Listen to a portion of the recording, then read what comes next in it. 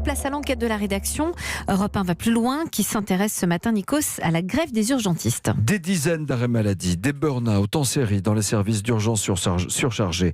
La grève d'aujourd'hui, appelée par 4 syndicats, devrait être massive. Le gouvernement tente d'y répondre en multipliant les maisons de santé, des structures censées désengorger les urgences et lutter contre les déserts médicaux. Bonjour Pierre Bulot. Bonjour Nikos. Tout d'abord, c'est quoi une maison de santé ? Alors il y a une règle, c'est un bâtiment avec minimum 2 généralistes et 1 spécialiste, kiné, dentiste, podologue, parfois aussi des infirmiers. L'avantage pour les médecins, c'est un partage des charges, secrétariat et loyer du cabinet, un partage des gardes de nuit aussi.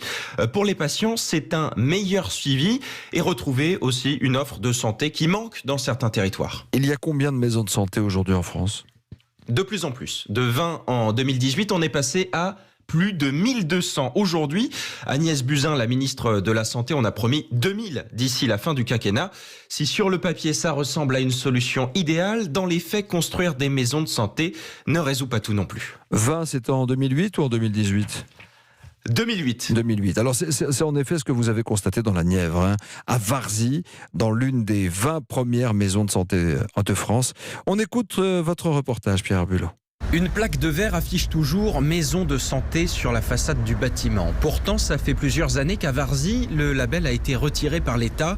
Sandrine Aubé et Aurélie Ciudad, 2 infirmières libérales, font la visite. Donc là, on se trouve dans le cabinet du kiné. Il y a 10 ans, c'était des médecins. Tous les deux partis en retraite, mais impossible de trouver des successeurs. Idem pour le dentiste, son bureau au fond du couloir reste désespérément vide. Le retrait du label Maison de santé ici a entraîné l'arrêt des financements de l'État et donc aussi la suppression d'un poste de coordinateur. Tout ça impacte la qualité des soins d'après les infirmières. C'est vrai qu'au tout début, quand on travaillait avec eux, c'était juste formidable. Que du coup, on avait des médecins sous la main. Dès qu'on avait un doute, besoin d'une ordonnance, ils étaient là. Enfin voilà, on avait des réunions toutes les semaines pour parler des patients. C'était plus fluide, plus agréable. Oui, non, on ne travaille pas du tout dans les mêmes conditions. Là, on est toujours en train de jouer au docteur. On court après les médecins pour avoir les consultations, les choses comme ça. Et est-ce que vous envoyez plus qu'avant des gens aux urgences aujourd'hui par manque de médecins Ah oui. De toute façon, c'est pas compliqué. On regarde qui travaille pas. On sait qu'on a quasiment 3 jours sans personne, donc c'est le 15. Un cercle vicieux qui ne peut être arrêté que par l'arrivée d'un nouveau généraliste que les infirmières n'attendent même plus. Et on le comprend, Pierre. Le vrai problème, en fait, c'est la pénurie de médecins. Oui, résultat, certaines villes se font même concurrence pour attirer les généralistes, raconte Jamy Siméon. Il est président de la communauté de communes Haut-Nivernais-Val-d'Yonne. Ça peut passer par un loyer gratuit, voire un équipement gratuit, voire un logement gratuit, voire le fait de le salarier. Enfin, toutes les formules sont possibles, imaginables, pour attirer des médecins, mais c'est un coût pour la collectivité, quoi.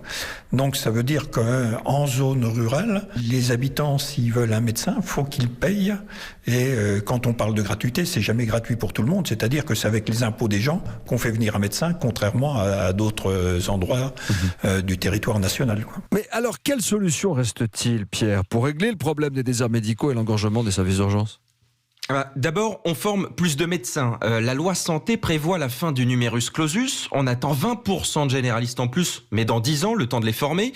400 médecins volontaires sont également en cours de recrutement pour travailler dans les zones rurales. Il y a aussi le développement de la télémédecine, sauf que ce n'est pas suffisant pour l'association des maires ruraux de France. Elle propose carrément d'obliger les jeunes médecins à s'installer au moins 2 ans en sortie d'études dans les déserts médicaux. C'est une option. Merci Pierre Bulot pour ce dossier complet. Europe 1 va plus loin, réalisé avec l'aide de Justin Morin et de Mélanie Gomez.